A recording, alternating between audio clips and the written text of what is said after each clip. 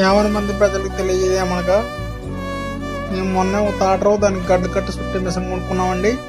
మీకు ఎవరికన్నా గడ్డు ఉంటే మాకు చెప్తే మా మిషన్ వేసుకొచ్చి చుట్టేసి ఎత్త పెడతామండి. చుట్టకు 30 రూపాయలండి.